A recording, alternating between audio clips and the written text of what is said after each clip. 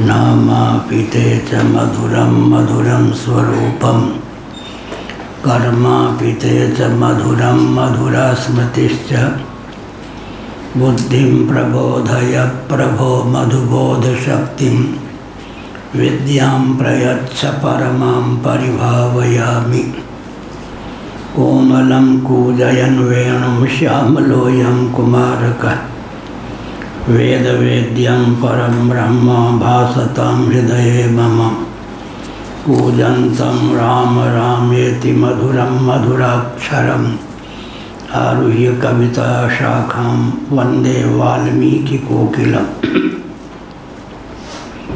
निगमकल्पतरोर्गलितं फलं शुकमुखादमृतद्रवसंयुतं पिबत भागवतं रसमालयं मुहुरहो रसिका भुवि भावुकाः। तृणादपि सुनीचेन तरोरपि सहिष्णुना अमानिना मानदेन कीर्तनीय सदा हरि। नारायणाखिल गुरो भगवन्नमस्ते शिवाय नमः शिवलिंगाय नमः। तन्मे मनः शिव संकल्पमस्तु सर्वे भवन्तु सुखिनः। श्री राम जय राम जय जय राम। श्री राम जय राम जय जय राम। श्री राम जय राम जय जय राम। श्री राम जय राम जय जय राम। श्री राम जय राम जय जय राम। श्री राम जय राम जय जय राम। धर्म की जय हो, अधर्म का नाश हो, प्राणियों में सद्भावना हो, विश्व का कल्याण हो, गोमाता की जय हो, गोहत्या बंद हो, भारत अखंड हो, सर्वभूत हृदय धर्म सम्राट श्री स्वामी करपात्री जी महाराज की जय हो, श्री जगन्नाथ महाप्रभु की जय हो, श्री बलभद्र महाप्रभु की जय हो, भगवती सुभद्रा देवी की जय हो, चक्र सुदर्शन महाभाग की जय हो। हर हर महादेव। गोविंद जय जय गोपाल जय जय। गोविंद जय जय गोपाल जय जय। राधा रमण हरि गोविंद जय जय। राधा रमण हरि गोविंद जय जय। श्री कृष्ण गोविंद हरे मुरारे।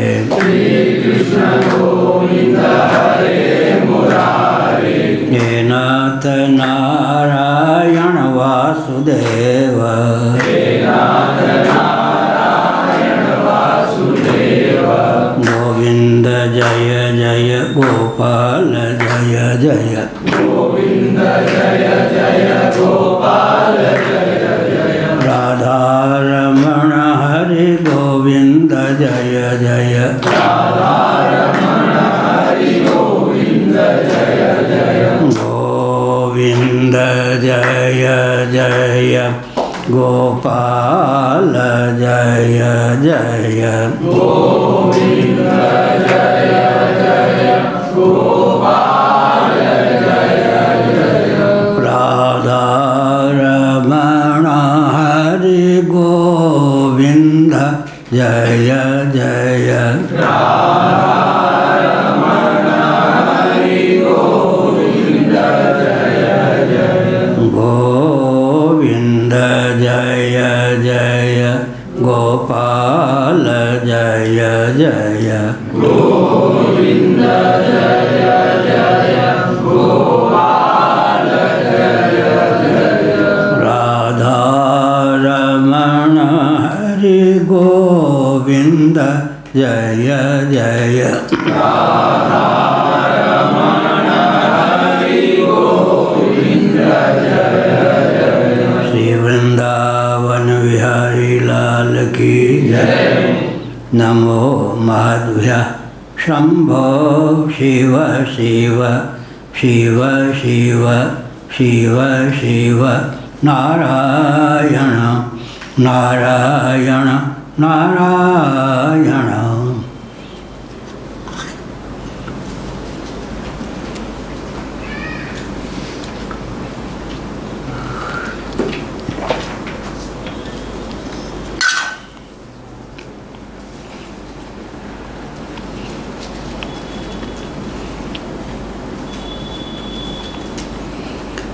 श्रीमद्भागवत सप्तम स्कंध अध्याय 15 श्लोक 14, 15, 16, 24, 25, 26। कृपया भूतजं दुःखं दैवं जह्यात् समाधिना आत्मजं योगवीर्येण निद्रां सत्वनिसेवया।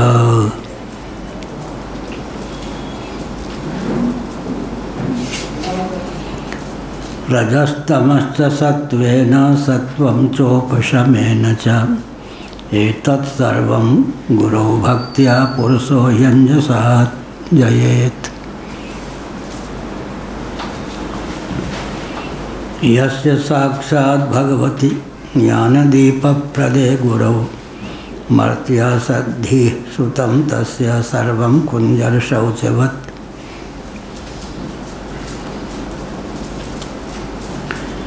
एष वै भगवान् साक्षात् प्रधानपुरुषेश्वरः योगैश्वर्यैर्विमग्र्याङ्घ्रिर्लोकोऽयं मन्यते नरं।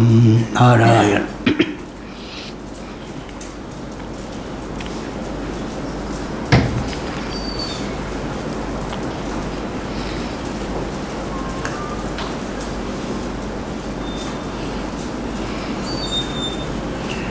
जीवन में आदि भौतिक, आध्यात्मिक, आधिदैविक त्रिविध ताप की प्राप्ति व्याप्ति होती रहती है।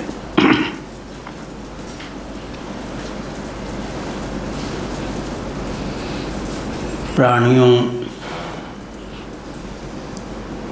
के निमित्त से प्राप्त ताप को आदि भौतिक ताप कहते हैं। साथ ही साथ भूकंप इत्यादि से प्राप्त वेदना को भी आदि भौतिक ताप कहते हैं। देहेंद्रिय प्राणांतकरण में आदि व्याधि निमित्तक जो ताप उसको आध्यात्मिक ताप कहते हैं।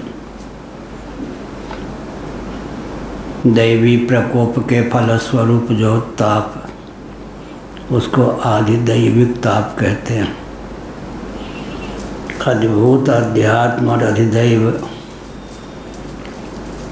तीन भेद की दृष्टि से यह बात, जहाँ केवल आध्यात्मिक आधिदैविक दो भेद मान्य हो, वहाँ व्यष्टि का नाम अध्यात्म हो जाता है, समष्टि का नाम अधिदैव हो जाता है। रूप अधिभूत है, नेत्र अध्यात्म है, अनुग्राहक देवता सूर्य अधिदैव है, संकल्प अधिभूत है, मन अध्यात्म है, चंद्रमा अधिदैव है, अध्यवसाय अधिभूत है, बुद्धि अध्यात्म है, ब्रह्मा हिरण्यगर्भ या तेजस अधिदैव। इस प्रकार से कृपया भूतजं दुःखम, आदि भौतिक दुख को दया के द्वारा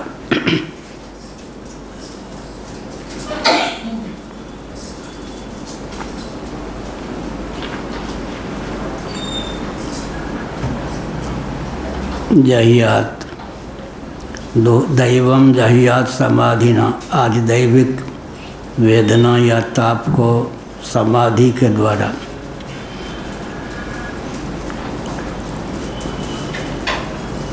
और आध्यात्मिक दुख को योग बल से, निद्रा को सत्व निसेवया, सत्व गुण के निसेवन से, सेवन से, सात्विक भोजन स्थान संग आदि के सेवन से जीतना चाहिए, यह अभिप्राय।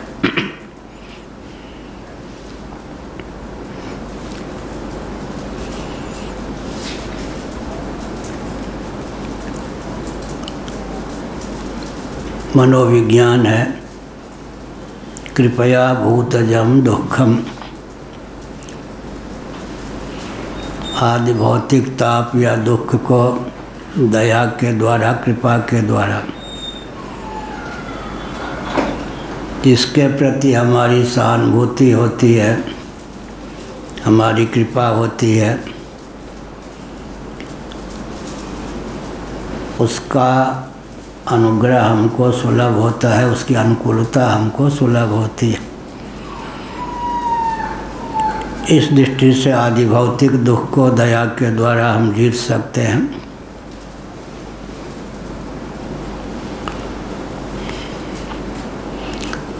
भूत का अर्थ प्राणी करेंगे तब दया की बात समझ में आएगी। विविध प्राणियों से जो वेदना प्राप्त होती है, विविध प्राणियों के प्रति कृपा या दया का भाव उदित हो तो प्रत्येक क्रिया की समान और विपक्षी प्रतिक्रिया होती है। इस न्याय से उनका भी अनुग्रह हमको प्राप्त होगा, उनकी अनुकूलता प्राप्त होगी। यह गति का सिद्धांत है। प्रत्येक क्रिया की समान और विपक्षी प्रतिक्रिया होती है। To every action there is an equal and opposite reaction.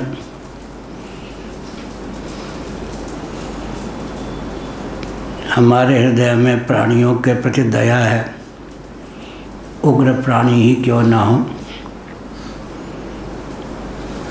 उस दया का प्रभाव उन पे पड़ता है, कृपा का प्रभाव पड़ता है, उनकी अनुकूलता हमको प्राप्त होती है।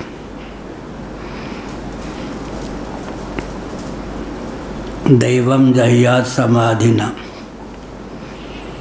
आधिदैविक जो वेदना या ताप है, दुख है, समाधि के द्वारा उस पर विजय संभव है।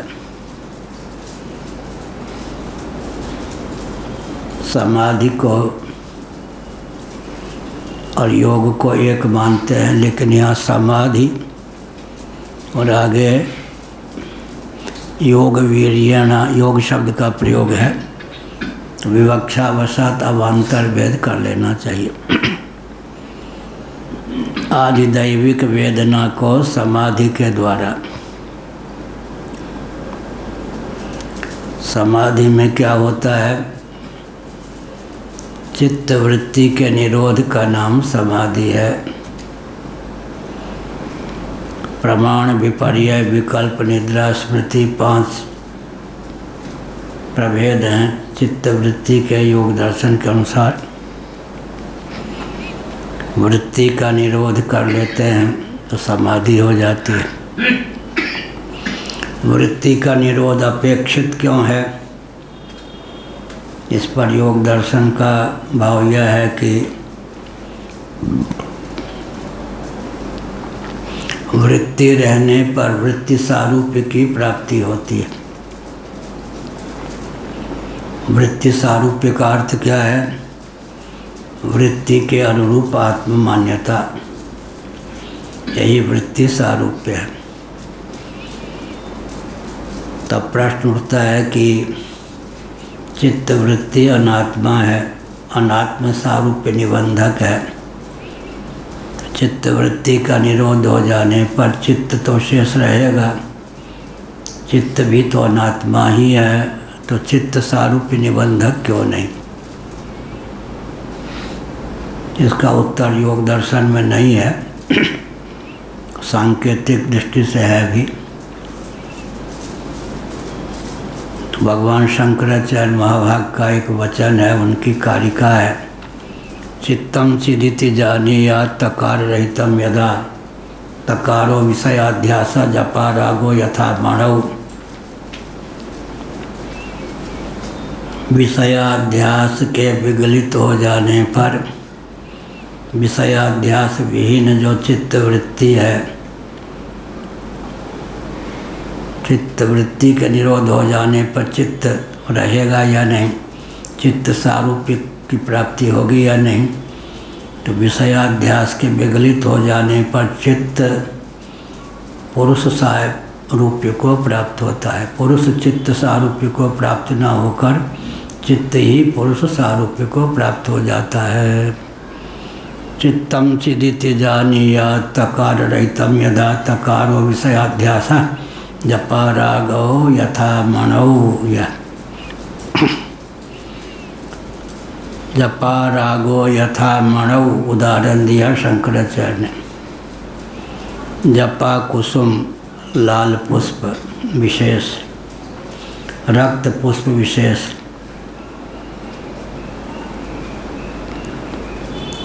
को स्वच्छ स्फटिक का सम्मुख सानुकूल संयोग प्राप्त हो तो जपा कुसुमनिष्ठ लालिमा का अध्यास हो जाता है स्फटिक मणि में। तो स्वच्छ स्फटिक को व्यक्ति रक्त स्फटिक समझ लेता है। धर्मी का अध्यास होने पर ही धर्म का अध्यास होता है, यह सामान्य नियम है। शंकराचार्य जी ने अध्यास भाष्य में इस तथ्य को ख्यापित किया, लेकिन उन्हीं की कारिका है जिससे सिद्ध होता है कि कभी कभी कहीं कहीं धर्मी का अध्यास हुए बिना भी धर्म का अध्यास हो जाता है। जपा रागो यथा मणौ, जपा कुसुमनिष्ठ लालिमा प्रतिफलित होती है स्वच्छ स्फटिक में। स्वच्छ स्फटिक रक्त स्फटिक के रूप में परिलक्षित होता है। अगर धर्मी जपा कुसुम का भी अध्यास हो जाए तो स्फटिक बुद्धि न रह जाए, जपा कुसुम ही उसे हम समझ लें। कभी कभी कहीं कहीं धर्मी का अध्यास हुए बिना भी धर्म का अध्यास हो जाता है। सामान्य नियम है कि धर्मी का अध्यास हुए बिना धर्म का अध्यास नहीं होगा।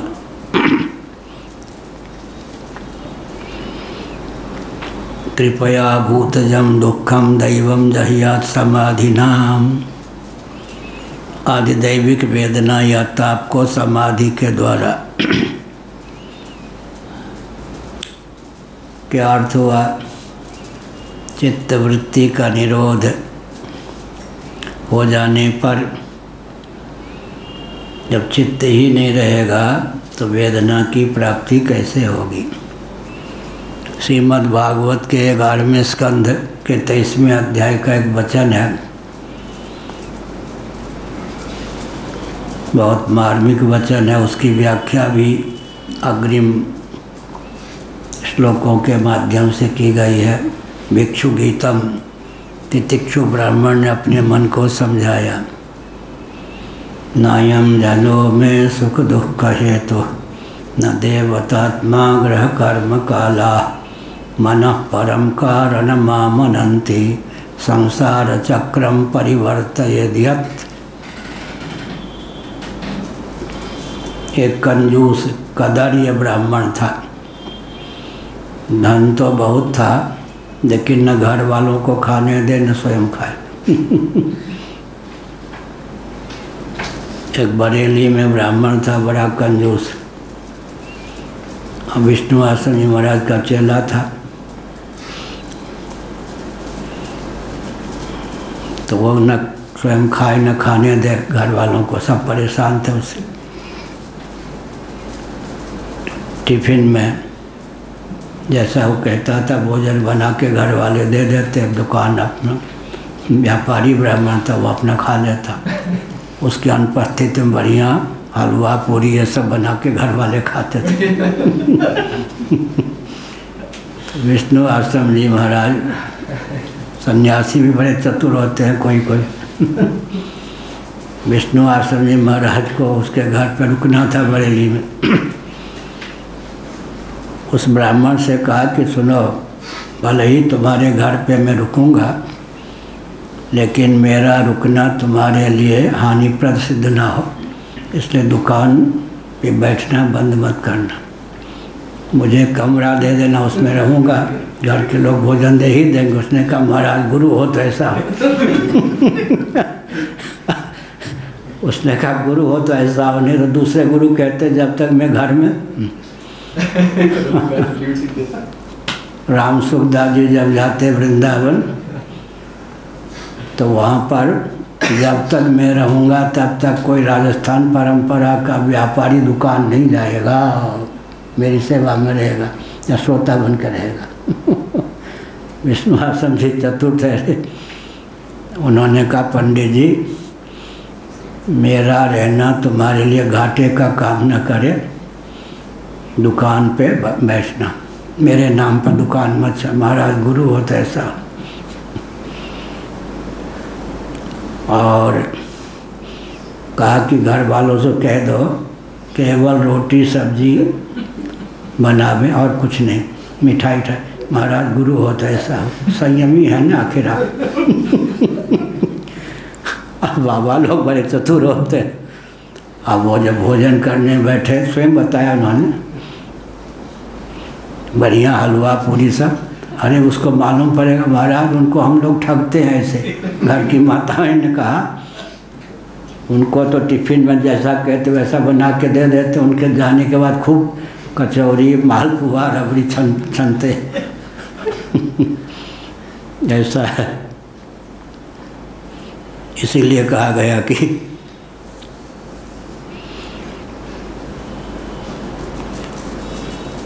कृपया भूतजम दुखम दैवम जहियात समाधिना आत्मजम योग वीर्यनम। दैवम जहियात समाधिना, समाधि में क्या होता है, चित्त सारूप्य को दृष्टा प्राप्त न होकर चित्त ही पुरुष सारूप्य को प्राप्त हो जाता है।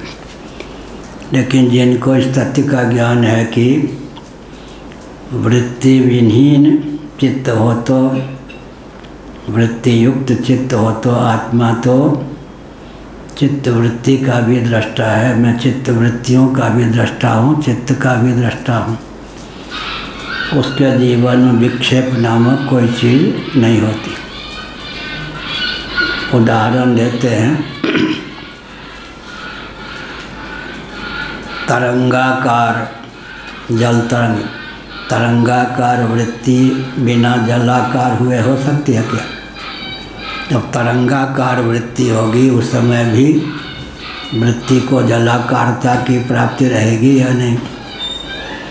तरंग बुद्ध फैन,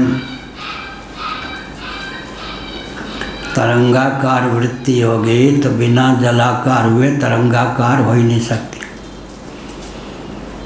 इस दृष्टि से समन्वित जो व्यक्ति हैं उनके लिए तो यत्र यत्र मनो याति तत्र तत्र समाधयः तत्र तत्र परम पदम। जहाँ जहाँ मन जाता है, मनोवृत्ति पहुँचती है, वहीं वहीं अस्तिभाति प्रिय का साक्षात्कार होने के कारण उनके लिए बाह्याभ्यंतर समाधि ही समाधि है।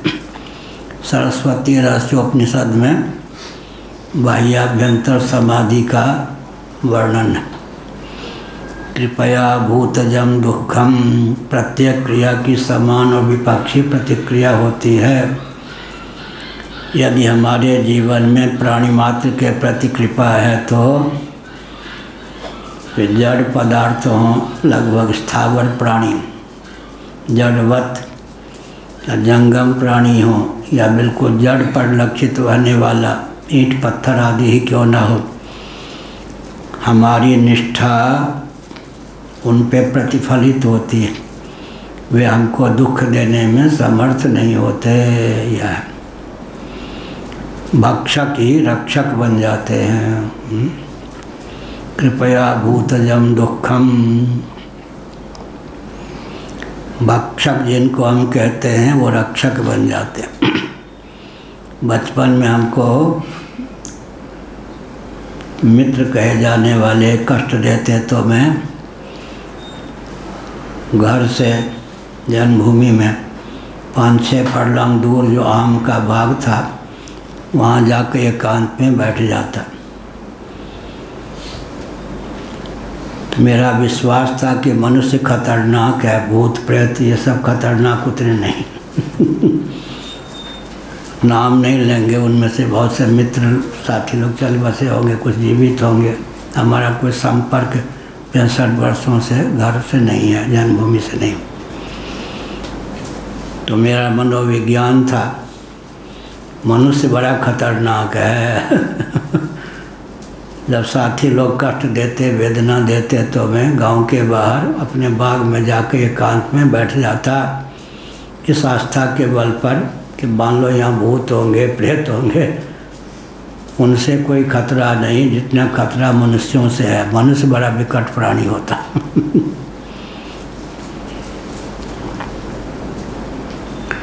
कृपया भूतजम दुखम, सबके प्रति कृपा, दया, करुणा, मैत्री का भाव रहेगा, उसका प्रतिफल होगा कि उनसे भी हमको सुख ही प्राप्त होगा। कृपया भूतजम दुखम का अर्थ क्या हुआ? भूत, पंचभूत और प्राणियों के द्वारा जो प्राप्त दुख है, सबके प्रति सहानुभूति होगी, कृपा होगी, प्राणियों के प्रति मैत्री का भाव होगा, आत्मदेव ही इन रूपों में उल्लसित हैं, इस प्रकार की भावना होगी तो कालांतर में हमारे लिए वे सब सुखप्रद ही सिद्ध होंगे। कृपया भूतजम दुखम दैवम जहियात समाधिना, आदि भौतिक दुख को दया के द्वारा व्यक्ति जीत सकता है। आधिदैविक वेदना, ताप या कष्ट को समाधि के द्वारा। समाधि तो मैंने अभी कहा, नायम जनों में सुख दुख हेतु न देवतात्मा ग्रह कर्म काला मन पारण मां मनंती संसार चक्रम परिवर्तयद्यत। एक कंजूस कदर ये ब्राह्मण था, न खाता न खाने देता, कलर ये। अंत में देव पितर कार्य भी नहीं करता, देवता भी कुपित हो गए, पितर भी कुपित हो गए, शासन तंत्र को टैक्स भी नहीं देता, शासन तंत्र भी कुपित हो गया, घर के व्यक्ति भी कुपित हो गए। अंत में क्या हुआ? अग्निकांड हुआ, ये हुआ, वो हुआ, दरिद्रता की पराकाष्ठा आ गई। धन का संचय करने पर हम धनी होंगे, यह भ्रांति है। धन का यथा योग्य वितरण करने पर हमको धन मिलेगा, सुख मिलेगा, ऐसी भावना होनी चाहिए। अब क्या हुआ? वो घर द्वार छोड़ के घूमने लगा, लेकिन बुद्धिमान इतना था कि ये अपने क्षेत्र में ही घूमता था। जिसका जीवन इस योग्य हो कि क्षेत्र वाले व्यक्ति सब सम्मान करते हों, वो बाबा हो तो क्षेत्र को छोड़ दे। जिसका जीवन इस योग्य हो कि क्षेत्रीय व्यक्ति भी उससे त्रस्त हो, वो बाबा हो जाए तो उसी क्षेत्र में रहे। बाकी लोग चिढ़ाएंगे, ढोंगी है, बाबा बन के घूमता है। कोई थूक दे उसके ऊपर, कोई लात मार दे, कोई थप्पड़ मार दे, अच्छा ये बाबा बन के घूम रहा, कल तक तो बहुत सबको परेशान करता था। तब वो अपने मन को समझाता, कदाचित जन इत्यादि दुख में हेतु हो तो भी परम कारण तो मन ही है। गाढ़ी नींद में मन सुप्त प्राय हो जाता है, निद्रा वृत्ति शेष रहती है, बस। अभाव प्रत्यय का आलम्बन लेने वाली वृत्ति निद्रा वृत्ति है योग दर्शन के अनुसार। तो गाढ़ी नींद में जन देवता ग्रह कर्म काल आत्मा, जिनको हम जागृत में दुख में हेतु समझते हैं, सबकी विद्यमानता रहती है, लेकिन हमको दुख की न प्राप्ति होती है न व्याप्ति होती है। जन देवता ग्रह कर्म काल आत्मा को हम दुख का हेतु मान भी लें तो परम हेतु तो मन ही है ना। मन परम कारण मामनंती, मन हारे हार है, मन के जीते जीत पार ब्रह्म को पाइए, मन ही की प्रतीत परम कारण तो मन है। अर्थात हम उसको दुख के रूप में लें या ना लें। बरेली या कहाँ की बात है, एक व्यक्ति हमें बहुत कष्ट देता था। हमने कहा कि इस प्रकार का व्यवहार क्यों करते हो? मैं तो दुख में कारण हूँ, परम कारण तो आपका मन ही है ना, मन को संभाले। उसने सुना होगा, भी को उपदेश दी। मैं दुख तो देता हूँ आपको, पर दुख का कारण तो मैं हो सकता हूँ, परम कारण तो आपका मन ही है, मन को संभालिए। हमने कहा बात ठीक है।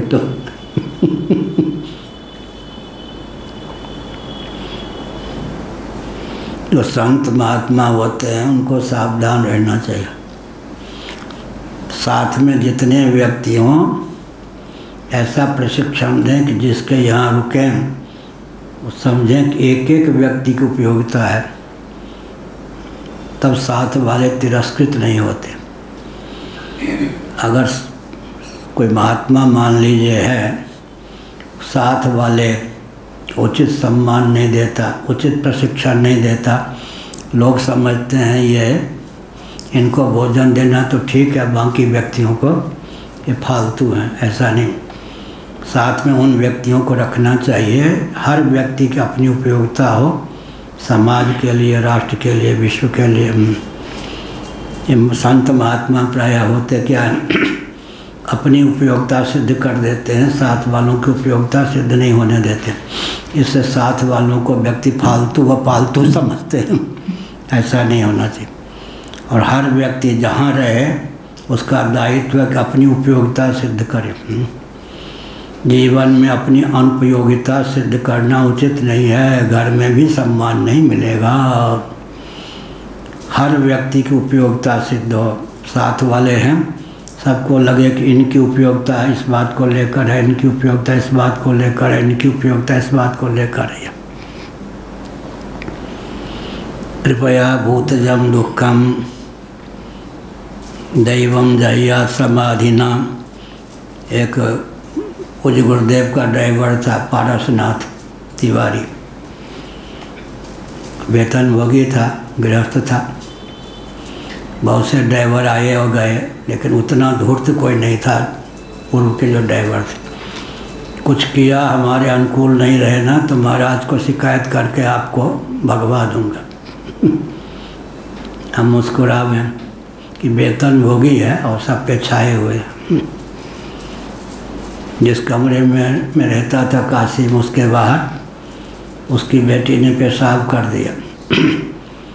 हमने कहा ये पेशाब कर दिया, मैं कैसे निकलूं, इसको धो। मैं धर्म सम्राट स्वामी करपाती महाराज का पायलट हूँ, मेरी बेटी ने पेशाब किया, आप इतने बड़े हो गए, शंकराचार्य तो नहीं था कि मेरी बेटी के पेशाब को धो नहीं सकते, आपका काम है। मैं मालूम है मैं कौन हूँ, करपाती जी महाराज का ड्राइवर, नहीं कहा पायलट हूँ। हमने समझा ही थोड़े दिन बाद मरेगा, कहीं का नहीं रहेगा। ऊंचे से ऊंचे पद पर ड्राइवर था, वो तो वेतनभोगी था, लेकिन ऊंचे से ऊंचे पद पर जाने पर पद का उपभोक्ता नहीं होना चाहिए, पद सुलभ दायित्व का निर्वाहक होना चाहिए। अब शंकराचार्य के पद पर बैठ गए, पद के उपभोक्ता न होते तो देश गुलाम क्यों होता। ईस्वी सन से 507 वर्ष पूर्व शंकराचार्य का प्रादुर्भाव हुआ। उसके बाद जो देश इतने वर्षों तक परतंत्र था, क्यों हुआ? शंकराचार्य के पद पर बैठे हुए व्यक्ति बिल्कुल निकम्मे होते तो परंपरा लुप्त हो जाती, और अपने दायित्व का निर्वाह करते तो देश परतंत्र ही क्यों नहीं होता। इसलिए हम हों या कोई हो, जिस व्यक्ति को जो दायित्व सुलभ है उस दायित्व का निर्वाह करने के लिए पद का उपयोग करना चाहिए। पद का उपभोक्ता होकर के रहने से काम नहीं बनता। तब थोड़े समय बाद क्षीणे पुण्य मर्त्यलोकम विशंति। समाधि में क्या होता है, सुख दुख में जो परम कारण है वो मन ही आत्मभावापन्न हो जाता है। चित्तम चिदित जानीया तकार रहितम यदा तकारो विषयाध्यास जपा रागो यथा मणु। कृपया भूतजम दुखम दैवम जहियात समाधिना। अब आध्यात्मिक आत्मजम योग वीर्येण।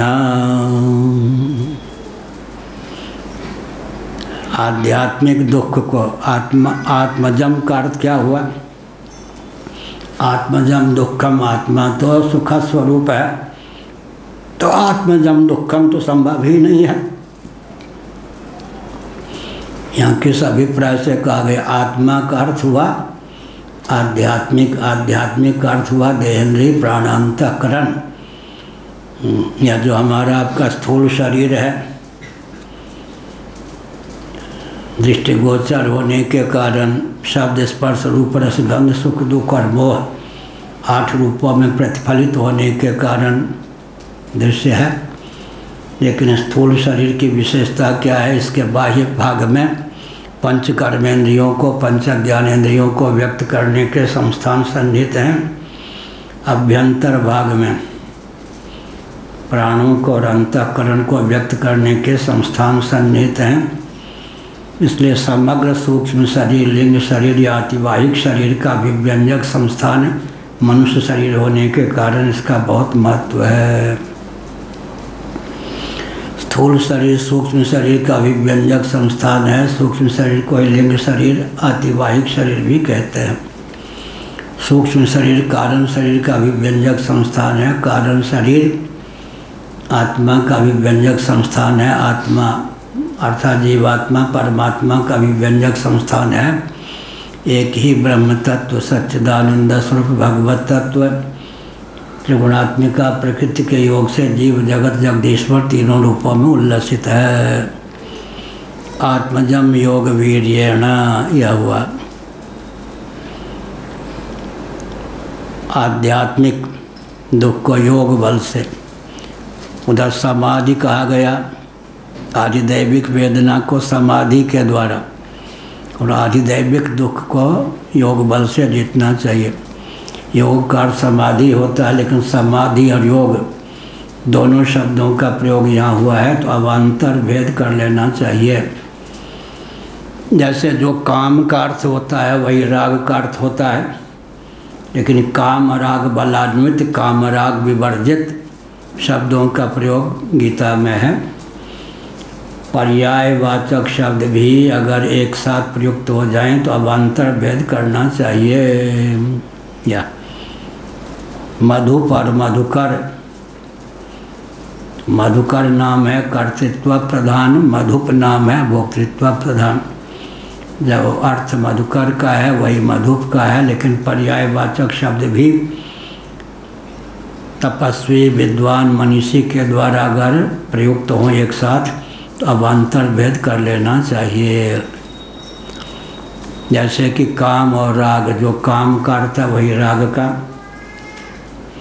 फिर काम और राग में भेद क्या हो गया, अप्राप्त वस्तु की इच्छा का नाम काम हो गया, प्राप्त वस्तु में रति का नाम राग हो गया। अप्राप्त वस्तु को प्राप्त करने की भावना के उद्रेक का नाम राग हो गया। पर्यायवाचक शब्द भी अगर युगपत प्रयुक्त हो तो अवान्तर भेद करके पुनरुक्ति दोष का वारण करना चाहिए। कदाचित न हो तो काम रूप राग ऐसा करके फिर दोनों का अर्थ एक ही कर देना चाहिए। आत्मजम योग, वहाँ समाधि न था, यहाँ है योग वीर्यनम। कृपया भूतजम दुखम दैवम जहियात समाधिनाम। दैवम जहियात समाधिना का अर्थ क्या हुआ, हम न तुम दफ्तर गुम समाधि में अद्भुत अध्यात्म अधिदैव की विभाजक रेखा ही विगलित हो जाती है, तो न रहे बाँस न बने बाँसुरी, न बने बाँसुरी न बजे बाँसुरी। यह है। और वृत्ति पर्यंत ही तो दुख की प्राप्ति और व्याप्ति है। वो भी निद्रा वृत्ति रह जाए तो दुख की प्राप्ति व्याप्ति नहीं है, न द्वंद्व की प्राप्ति व्याप्ति है। निद्रा वृत्ति रह जाने पर भी प्रमाण विपर्यय विकल्प निद्रा स्मृति गाढ़ी नींद का नाम है निद्रा। निद्रा वृत्ति रह गई, चित्त वृत्ति 5 हैं, उनमें एक वृत्ति शेष रह गई। जब निद्रा नामक वृत्ति के रहने पर भी द्वंद्व और दुख की प्राप्ति और व्याप्ति नहीं है, तब उस निद्रा वृत्ति का भी निरोध हो जाए तो कैमुत का न्याय से यह तथ्य डंके की चोट से सिद्ध है कि वहाँ द्वंद्व और दुख की प्राप्ति हो ही कैसे सकती है। योग वीर्येण, योग के बल से। कैसे? 5 कर्मेंद्रियाँ हैं, 5 ज्ञानेंद्रियाँ हैं, और यम नियम कितने हैं? 5 यम 5 नियम। यम के पहले नी लगा दिया तो क्या हो गया? उपसर्ग में नियम, इसलिए यम नियम के अंतर्गत आ जाता है। नियम यम के अंतर्गत आ जाता है। यम नियम की विभाजक रेखा बहुत कठिन है, लेकिन योग दर्शन में 5 यम 5 नियम का वर्णन है। विष्णु पुराण में भी 5 यम 5 नियम का वर्णन है। यम नियम की संख्या और यम नियम का विभाजन बहुत कठिन है, लेकिन 5 क्यों किया गया? अहिंसा, सत्य, अस्तेय, ब्रह्मचर्य, परिग्रह।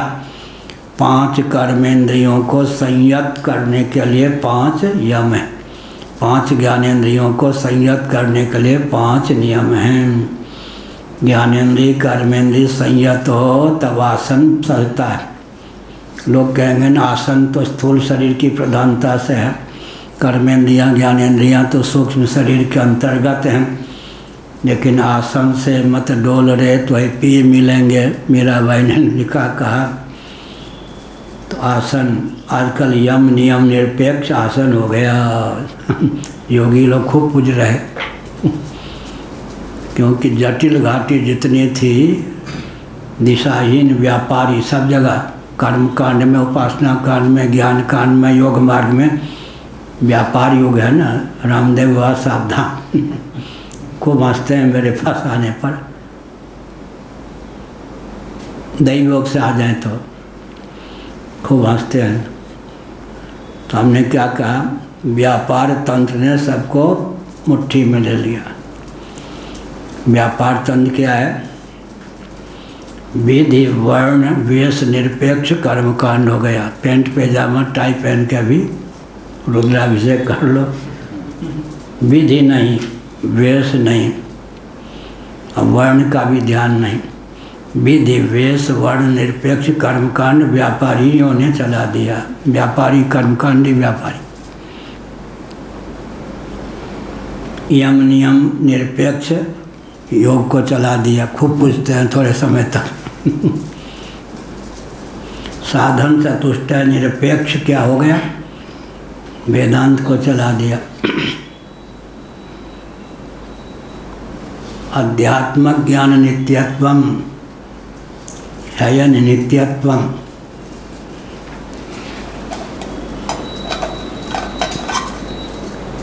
नित्यम च समचित्तत्वम। नित्य शब्द है या विशेषण। इस समय आप लोग बैठे हैं, सब साधन चतुष्टय संपन्न हैं या नहीं? ये व्यापार घुस गया वेदांत में। आप सब अधिकारी हैं, लीजिए तत्त्वमसि अहम ब्रह्मास्मि। अब बम्बई में तो ऐसे ही प्रवचन होता होगा।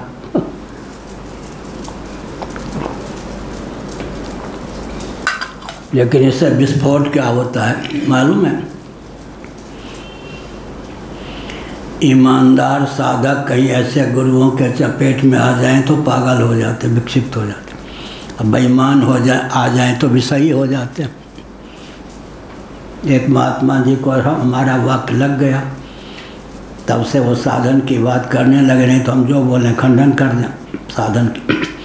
नित्यम च समचित्तत्वम। नित्यम शब्द का प्रयोग है या नहीं? अध्यात्मक ज्ञान नित्यत्व में नित्यम शब्द का प्रयोग है या नहीं? तो झटपट ब्रह्म बनाना ये नहीं।